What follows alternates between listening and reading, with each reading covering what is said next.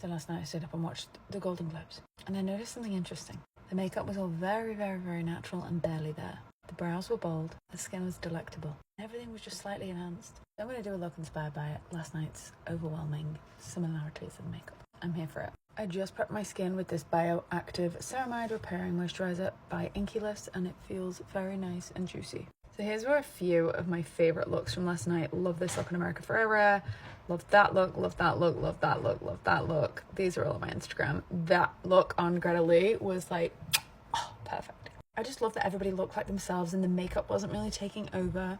It was just glamorous, simple, elegant perfection. Oh, and there was so much short hair on the carpet. I'm going to contour with Getty Tower 28 Sculptino. Just where I want a little bit of natural shadow. As you can see, it's defining that natural little sort of socket I have.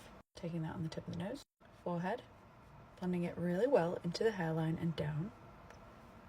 You might be shocked to realize that like the makeup that you will see on a red carpet might not be as heavy as you would think. Makeup artists typically don't use as much as you might think. I also really love Natasha Lyonne's look. I think it was done by James Kaliados. I was so excited to see the cast from Bear win as well as the cast from Beef. Of my favourite shows in 2023. I think the best speech of the night was from Io. So lovely and gracious. Okay, so that's enough. This is one of my favourite concealers. It is called Shiseido and it is Synchro Skin, and I'm just going to use this in a few very delicate areas. It's quite a full coverage concealer, so a little bit goes a long, long way. And then with a slightly larger brush than the sort of placement size of where I popped the product, this is going to sort of blend it into a bigger zone. So it's not going to just look like I've got spots of concealer or complexion product scattered around the face. This bigger brush is going to do more of the work for me and sort of help me look like I've got my skin but better kind of makeup and not sort of be overshadowed by complexion, as you don't really want to see complexion makeup on the skin. You want people to say your skin looks beautiful, not your makeup looks beautiful. I think the "you makeup looks beautiful" compliment is great when it comes to things like obvious things like a lipstick or an eyeshadow, but when it comes to foundation, I don't know, that to me would be a bit like, oh wow, you can see that I've got too much foundation on to the point where it looks good. I don't know, I don't know if I'm describing that sort of sentiment the right way. Okay, so blended this in. This is a Vive brush called 117 Foundation. I love this brush. Now, what's left in that brush from saturating those areas that I placed the product, I'm just going to use that on other areas where I don't want much coverage, but I want a little around the eyes, wherever I've got creases and folds, and maybe under that jaw a little bit to sort of sharpen and cut. Now, I'm probably going to go in more again with these later, but I want to just get all the framework of the face on before I decide how much I'm going to use of everything. The limited edition Kung Fu Panda Tower 28 Dumpling Hour Blush Please. Beach Please. Why did I call it Blush Please? I'm going to do the teeniest amount with my number 2 brush from KJH Spectrum because a little bit goes a long way. Oh my god, do not wait and pick up one of these blushes before it sells out. It is heaven. I'm going to further sculpt my eyes a little delicately with a powder bronzer. This is Soft Revenge Skin Bronzing Powder from Nabla, one of my favorites. And I'm just sort of enhancing the natural shadows that I have on the eyelid just there in the inner corner, as well as just pulling it out a little bit toward the tail of the brow. This is a lip liner pencil called Barely There by Swede, and it is sort of a very pale nude. It just sort of lets me stretch the natural colour of my lip line further out without adding too much contrast. Because nothing was too contrasty last night on the carpet. It was all very beautiful and elegant and natural. For longevity, I'm just filling in the entire lip because it's a very long wearing pencil.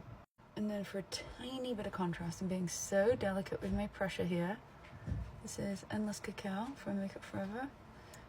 This pencil that I put down first is quite waxy, so it's going to make this sort of more powdery pencil transfer more, so I have to be quite careful here.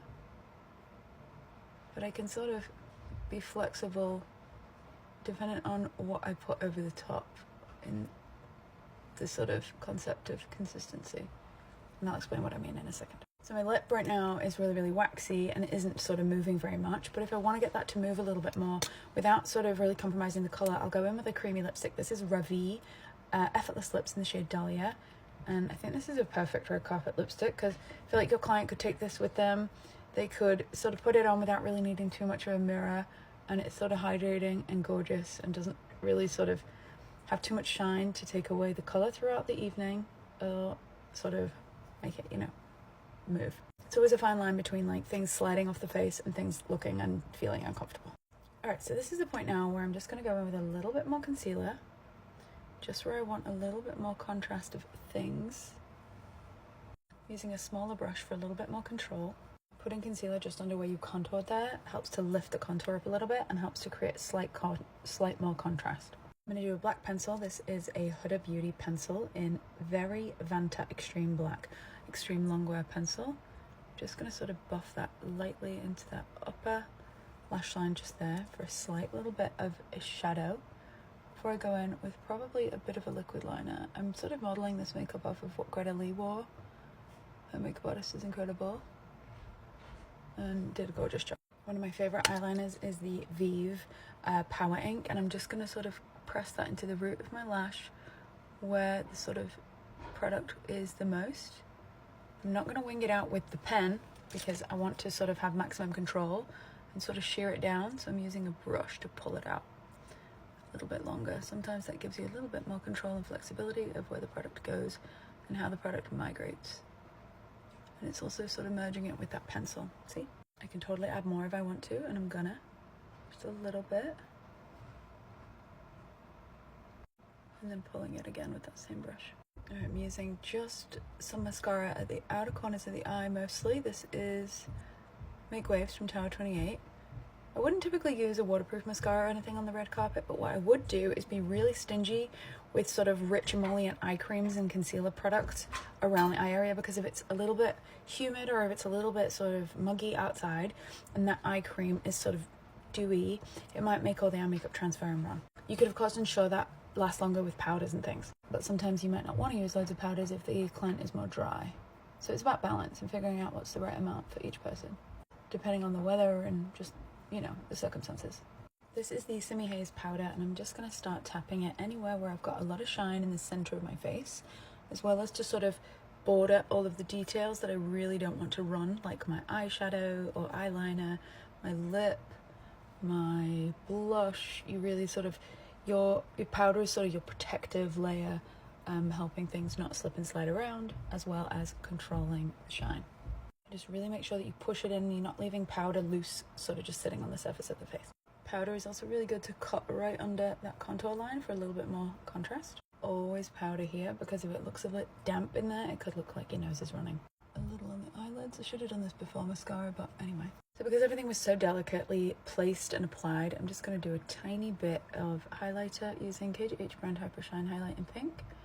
And I'm using it with a teeny tiny brush because I really want to be in control of where it goes. I wouldn't ever sort of slap too much highlighter on someone for a red carpet, meaning spatially large.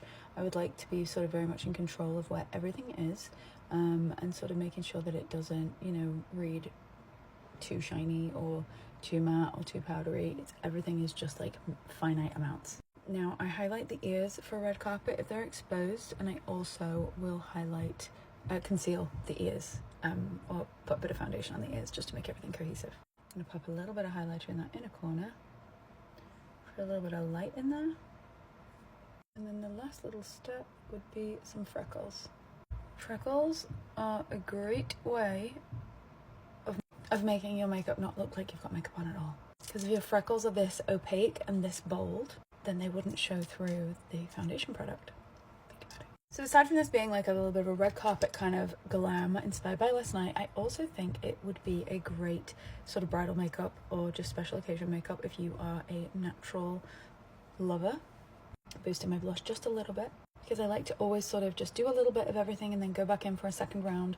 What that is doing is it's priming that first layer to sort of almost hold the second layer more and better, almost like literal primer, kind of like a stain base. Everything lasts longer when you just put a little bit of it first, you go away for a second and you come back and you do a little bit more. It's truly like painting. You can't put a second layer of paint on straight away. You have to let it settle for a bit. Anyway, let me know what you think of this look and tell me who was your favorite last night at the Golden Globes.